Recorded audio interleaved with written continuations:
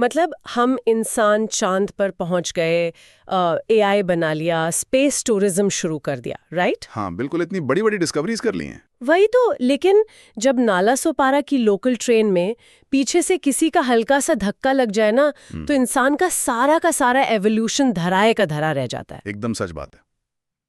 तुरंत ईगो की ऐसी फाइट शुरू होती है कि हाँ, तुरंत लोग पलटकर चिल्लाने लगते हैं कि अंधा है क्या, दिखता नहीं है। मतलब इतनी सेंचुरीज की साइंटिफिक तरक्की के बाद भी एक छोटी सी फिजिकल टच एक भयंकर सोशल फाइट बन जाती है। ऐसा क्यों होता है? क्योंकि हम अंदर से उतने इवॉल्व हुए ही नहीं है जितना हमारी टेक्नोलॉजी हो गई है। राइट। तो आज के इस डीप डाइव में हम the laws of human nature के सॉर्स मटेरियल को डिकोड करेंगे। और इसका कोई ये नियत नहीं है कि हम मैनिपुलेशन की ट्रिक्स सीखें। बिल्कुल नहीं, बल्कि उस अनकंफर्टेबल सच का सामना करना है जिसे हम अपनी रोज की लाइफ में इग्नोर कर देते हैं। एग्जैक्टली। हम इंसान दुनिया के सबसे इंटेलिजेंट क्रिएशन है, पर जब बात खुद के इमोशंस या बिहेवियर और डिसीजंस की आती है तो हम सबसे ज्यादा कॉम्प्लिकेटेड हो जाते हैं।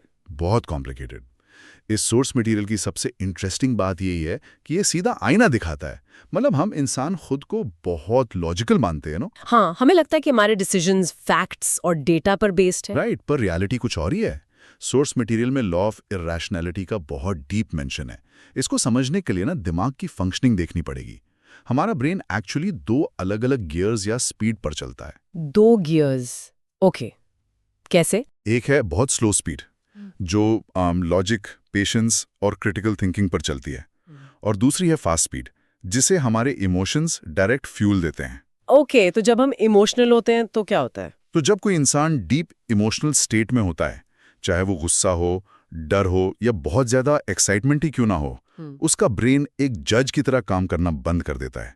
जो सच ढूंढ रहा हो वैसा जज। हाँ, वो जज वाली ऑब्जेक्टिविटी खत्म हो जाती है।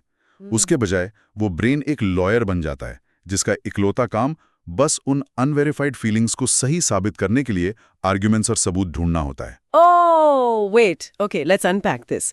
अगर हम इसको प्रैक्टिकली देखें, जो लोकल ट्रेन वाले धक्के का मैंने एग्जांपल दिया था, हाँ, उसमें क्या? उसमें तो कोई डीप इमोशनल स्टेट नहीं थी ना, वो तो बस एक रैंडम फिजिकल ट्रिगर था।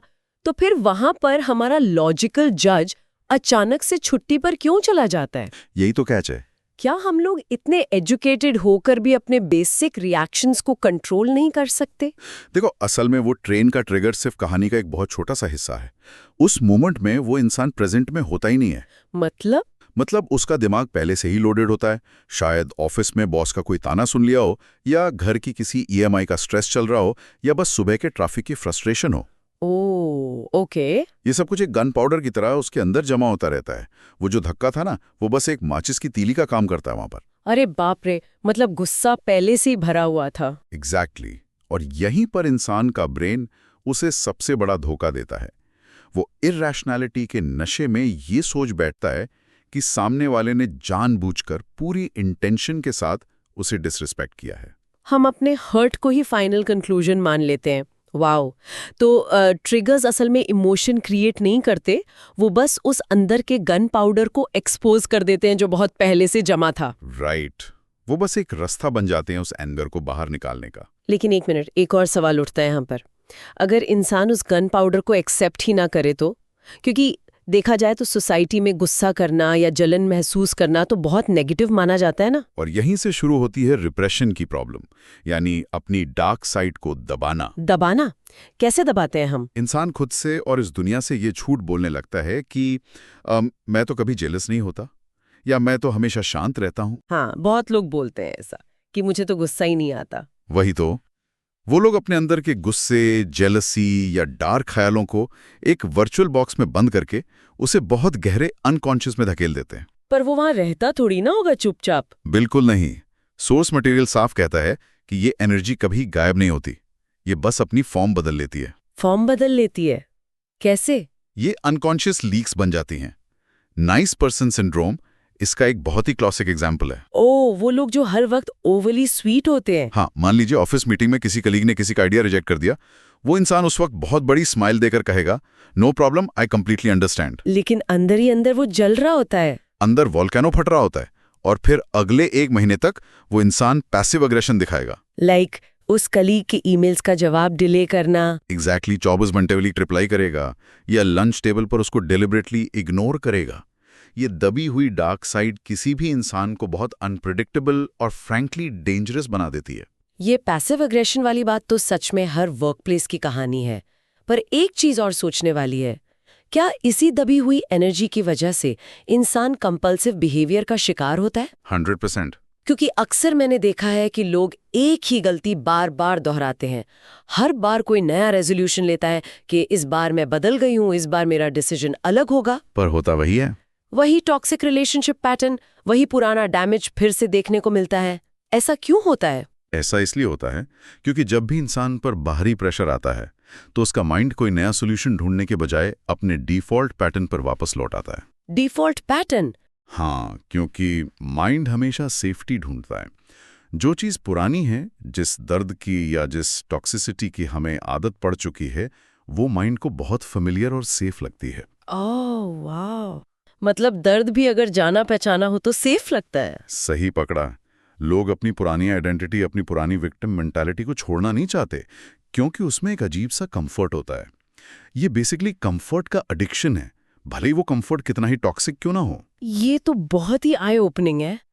तो अगर अंदर इतना गन पाउडर भरा हुआ है और इतने सारे डिफॉल्ट पैटर्न्स बैकएंड में चल रहे हैं, तो इंसान जब इस बाहरी दुनिया से टकराता है तो वो कंटिन्यूअसली फटता क्यों नहीं है? क्योंकि हम सबने मास्क पहने हुए हैं। हाँ। क्या इसीलिए हम सोसाइटी में सर्वाइव करने के लिए अलग अलग मास्क पहन लेते हैं? सोर्स मटेरियल में ईगो और नार्सिसिज्म के इर्द गिर्द इस मास्क का मेंशन मैंने पढ़ा था। बिल्कुल, वहां इस नार्सिसिज्म कॉन्सेप्ट को डीपली एक्सप्लोर किया गया है। लेकिन नार्सिसिज्म तो यूजुअली हम उसे मानते हैं जो बस दिन भर शीशे के सामने खड़ा रहे या खुद को सबसे महान समझे, राइट? यहाँ सोर्स मटेरियल ने नार्सिसिज्म की बहुत अलग और डीपर डेफिनेशन दी है।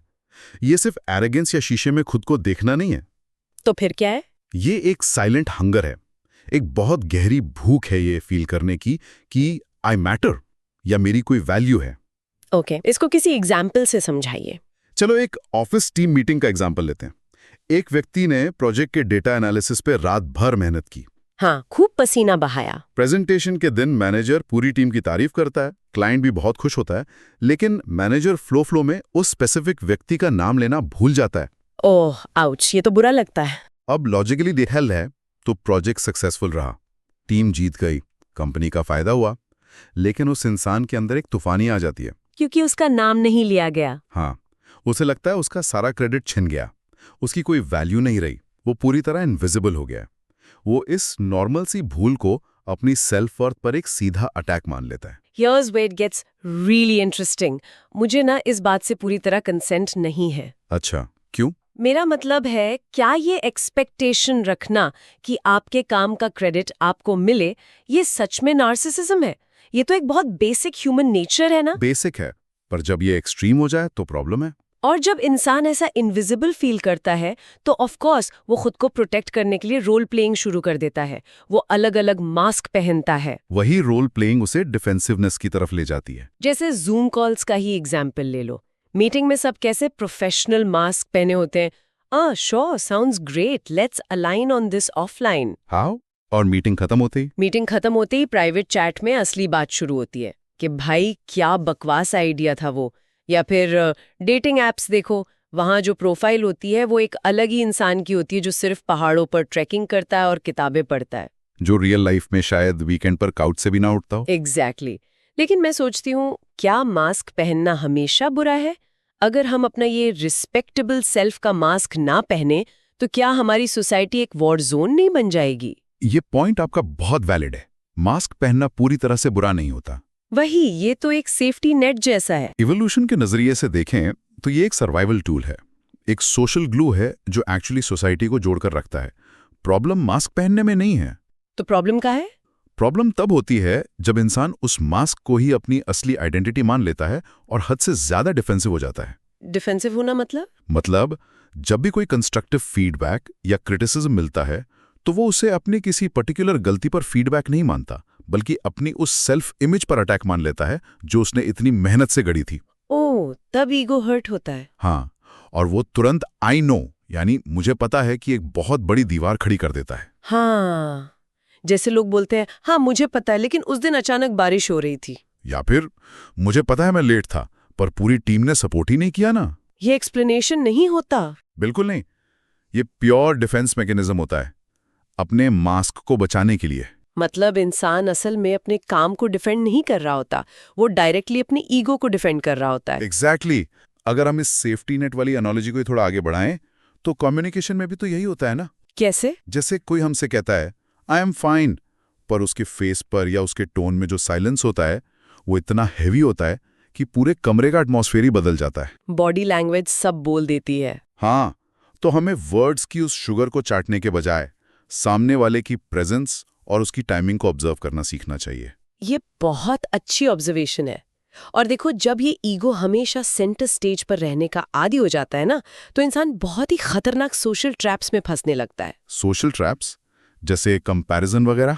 हाँ, यहीं से दूसरों से तुलना करने का लंबा खेल शुरू होता है। सोर्स मटेरियल में कविटसनेस यानी डिजायर के मैकेनिज्म को बहुत खूबसूरती से समझाया गया है। डिजायर? ओके। हमारी सबसे बड़ी गलतफहमी पता है क्या है?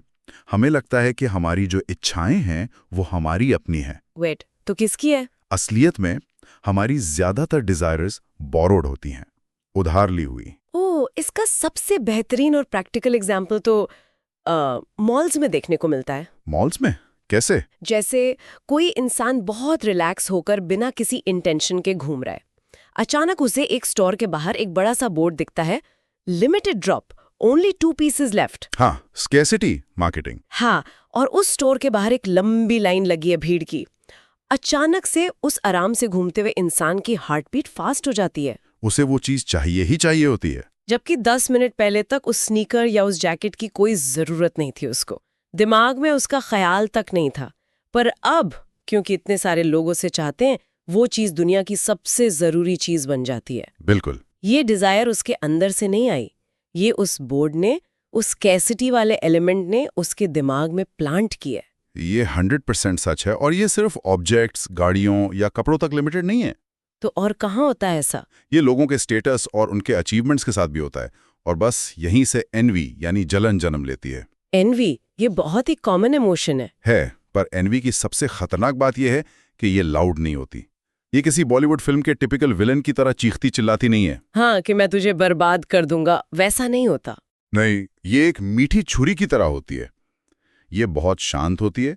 ये शुरू होती है काश मेरे पास भी वो होता से, और फिर धीरे धीरे एक अजीब सी बिटरनेस में बदल जाती है।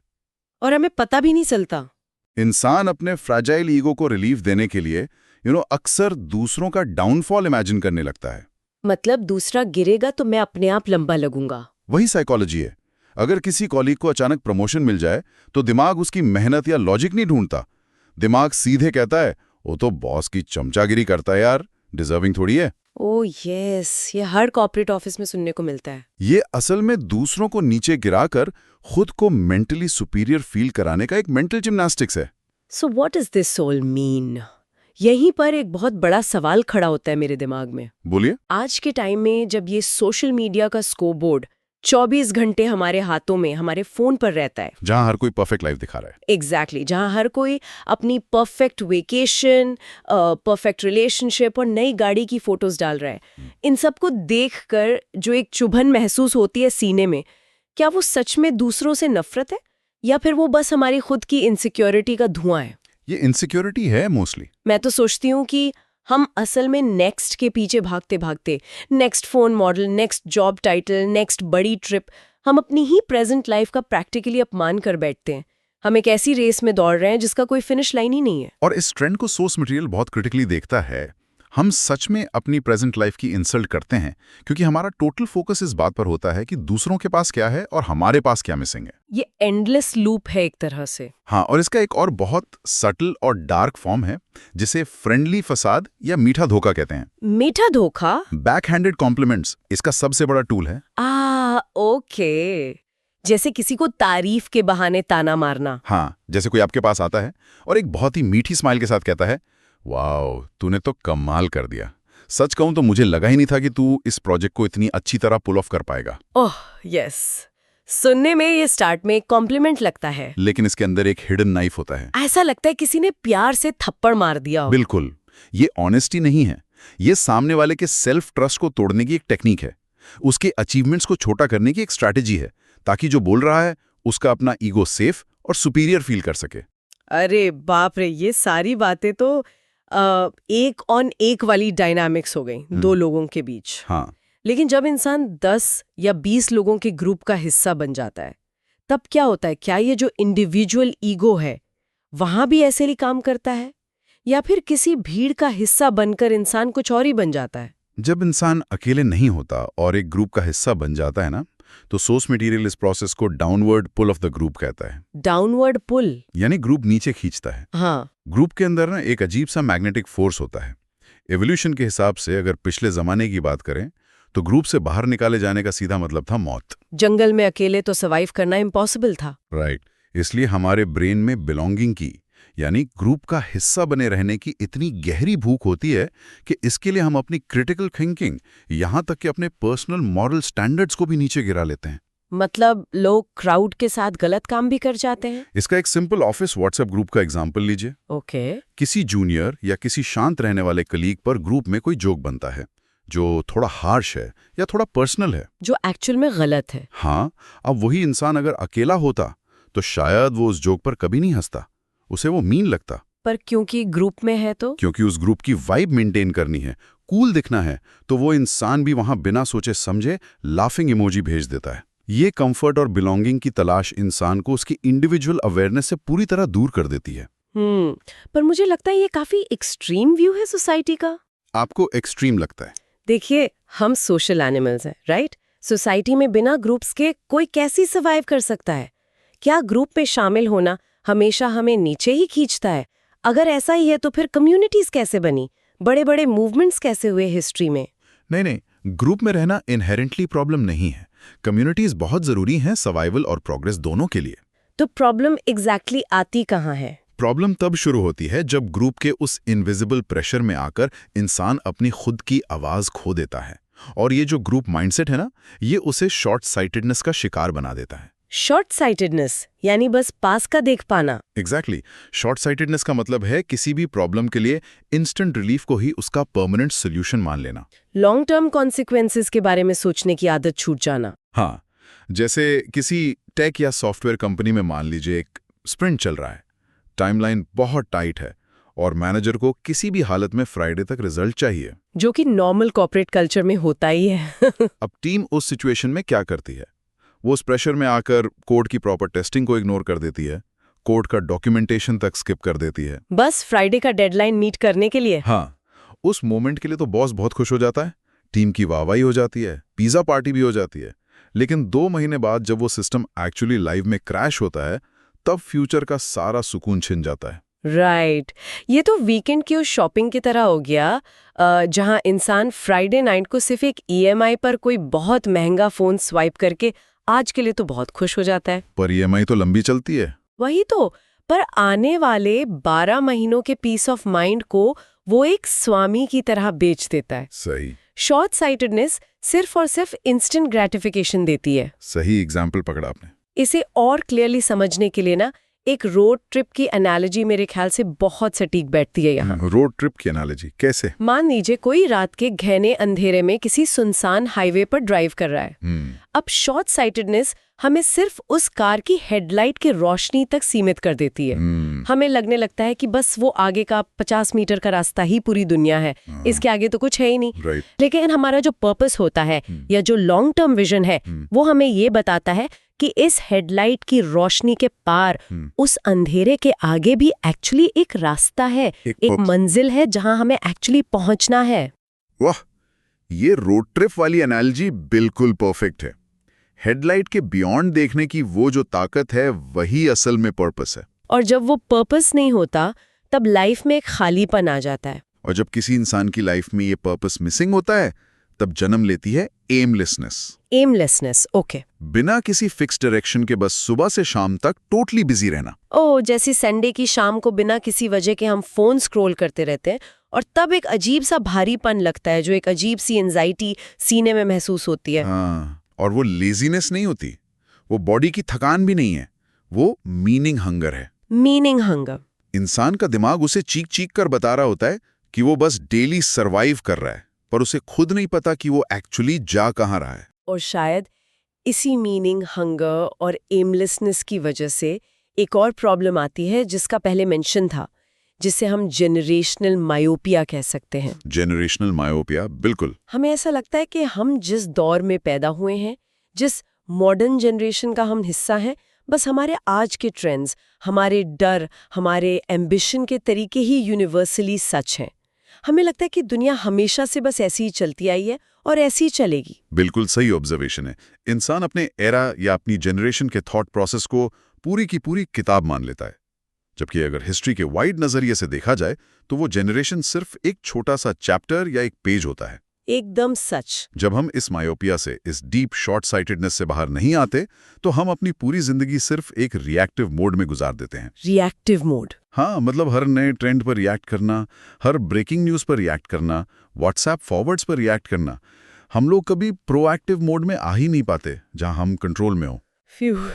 तो अगर हम आज के इस पूरे इंटेंस डिस्कशन के डॉट्स को कनेक्ट करें, हाँ, समराइज करते हैं। हमने शुरुआत की थी ये समझने से कि इंसान खुद को लॉजिकली कितना सुपीरियर समझता है, लेकिन कैसे उसके डीप इमोशंस उसके दिमाग को कंप्लीटली हाईजैक करके उसे एक जज से हटाकर एक लॉयर बना देते हैं। सही है। उसके बाद हमने देखा कि कैसे अपनी डार्क साइड को दबाने से वो रिप्रेशंस बाद में पैसिव अग्रेशन के रूप में लीक होते हैं ऑफिस स्पेसेस में या घर पर। Nice person syndrome. हाँ, फिर हमने बात की कि कैसे इंसान इनविजिबल फील करने के डर से अलग अलग सोशल मास्क पहनता है और क्रिटिसिज्म मिलने पर तुरंत आई नो की उस डिफेंस वॉल के पीछे जाकर छुप जाता है, अपने ईगो को बचाने के लिए। फिर हमने उस बोरो की हुई, उधार ली हुई डिजायर की बात की और उस मीठी छुरी जैसी एनवी को डीकोड किया जो चुपचाप दूसरों का डाउनफॉल चाहती है।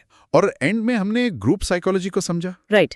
और आखिर में हमने समझा कि कैसे भीड़ का, ग्रुप का हिस्सा बनकर इंसान अपनी खुद की इंडिविजुअल अवेयरनेस खो देता है, इंस्टेंट ग्रेटिफिकेशन में फंस जाता है और कार की हेडलाइट के पार देखना भूल जाता है। इस पूरी साइकोलॉजिकल जर्नी को अगर एक सिंपल कंक्लूजन में समेटना हो तो वो ये है कि ह्यूमन नेचर को समझना कोई माइंड रीडिंग की जादुई ट्रिक नहीं है, और न ही किसी और को मैनिपुलेट करने का टूल है। बिल्कुल नहीं। इसका अल्टीमेट और पूरा मकसद अपने अंदर एक पॉज क्रिएट करना है। एक पॉज। हाँ, स्टिमुलस और रेस्पॉन्स के बीच का वो 1 सेकंड का मैजिकल पॉज। जब इंसान अपनी खुद की एमलेसनेस को, अपने ईगो ड्रिवन डिफेंस मैकेनिज्म को और अपने मीठे बट फेक फसाद को पहचान लेता है, तो उसकी यही डीप अवेयरनेस उसका सबसे बड़ा डिफेंस बन जाता है। Awareness is the key. दुनिया को या बाकी लोगों को फिक्स करने की कोशिश करने के बजाय अपनी इस अवेयरनेस को एक शील्ड की तरह इस्तेमाल करना, यही इंसान की असली आज़ादी है। क्या बात है।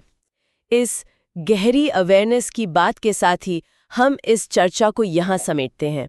इस डीप डाइव को खत्म करते हुए आपके सोचने के लिए एक फाइनल प्रोवोकेटिव थॉट। जरूर। जब अगली बार ऐसा लगे कि सब लोग आपके खिलाफ हैं, या कोई बहुत ही मीठे तरीके से आपको नीचा दिखाने की कोशिश कर रहा है, या फिर किसी मॉल का वो बड़ा सा लिमिटेड टाइम ऑफर वाला बोर्ड चिल्ला चिल्ला कर कुछ खरीदने को कह रहा है, तो क्या वहां तुरंत रिएक्शन होगा? सोचने वाली बात है। ती से गुजर जाने का मौका दिया जाएगा।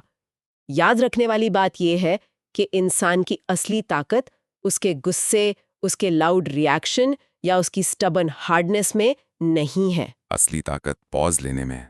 असली ताकत उस पल की अवेयरनेस में है, ये जानने में है कि बैकग्राउंड से आखिर कौन सी दबी हुई फीलिंग या कौन सी उधार ली हुई डिजायर उसे करंटली कंट्रोल कर रही है। क्या हमारी चॉइसेस वाकई हमारी अपनी है या किसी और की दी हुई? इसी विचार के साथ इस डीप डाइव को यहीं विराम देते हैं।